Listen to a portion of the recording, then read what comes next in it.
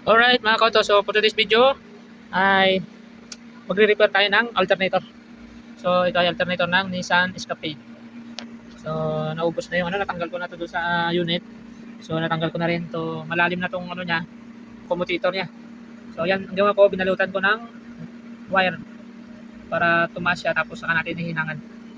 Hinangan natin yan. So yung kanyang naman okay pa. So ang gagawin natin dito, hugasan lang natin to. Natin to, dilinisan natin. Yan. Kasi basa siya ng oil. Yan. Isang basa ng oil yan. So lilinisan natin yan mamaya pag natapos natin to. So hinangan natin to. Kasi ito yung kanyang housing. Yan. So yung IC tsaka yung kanyang diode. Okay naman yan. So check din natin mamaya kung may grounded pag natapos natin itong hinangan. So alright. Yung carbon brush naman niya okay pa. So dito muna tayo focus. Tayo muna dito sa kanyang commutator.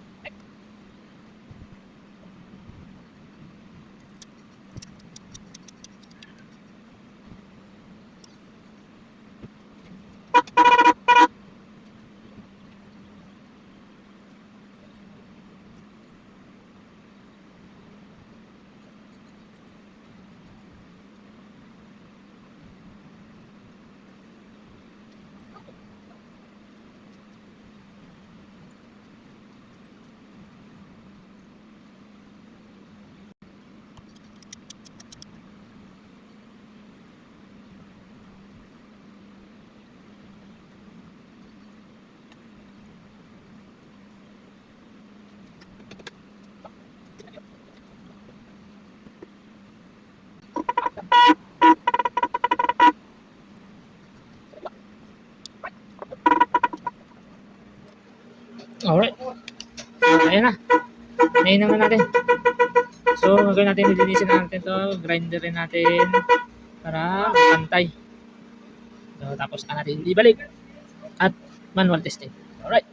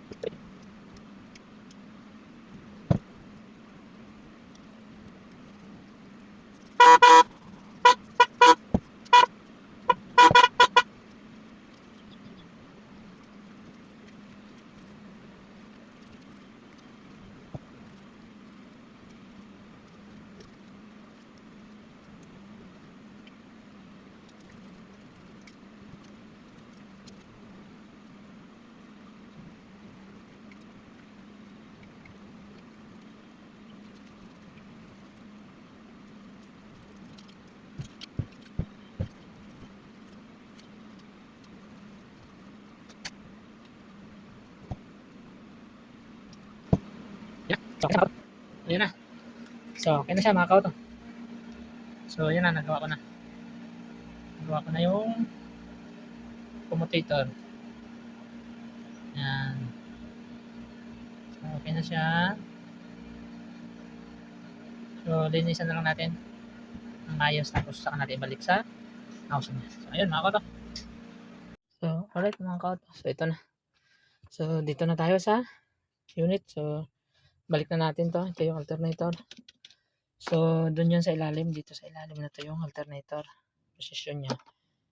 Tapos, saka natin ibalik to. Tanggalin muna natin tong ano ng power steering. Tapos, saka natin ibalik to. Yan. So, hindi ko mabidyoan to mga kauto kung paano mag-install. Kasi wala akong kasama. Walang magbibideo. Ako lang mag-isa. So, ayun. Update ko kayo mga kauto kapag nakabit ko na to. So, alright mga kauto. Alright mga kauto. So, ito. Nakabit na natin yung alternator. Ayun. Alternator. Lalim na yan. So, okay na. Nakompleto na natin dito. Nakabit na natin lahat. So, dito na lang sa labas. Yung bangko. Tsaka itong cover. Tsaka ito. Lahat. So, balik na lang natin. So, alright mga kauto. Update ko ulit kayo mamaya. Mga kauto pag start na natin to. Tapos lagyan natin ng tubig. Tsaka yung power steering niya. So, wala na siyang power steering. Na-drain. Alright mga kauto. So, alright na mga kauto. So, ayan. 13.36. So, okay na yung charging niya. So, alright na. Auto. Ano yan?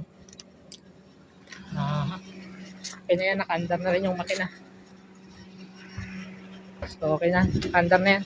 So, lagyan na lang ng tubig yan kasi walang coolant. Bibili pa yung customer. Saka yung power steering. So, patay na natin.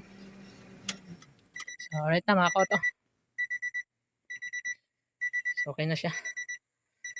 So, ayun mga kauto. So, hanggang dito lang yung video ko mga kauto. So, sa mga hindi pa po nakapag-subscribe sa akin, please do subscribe and click the notification bell para maging updated kayo sa mga video na aking ina-upload mga kauto. So, ayun. Maraming salamat mga kauto. See you on the next video.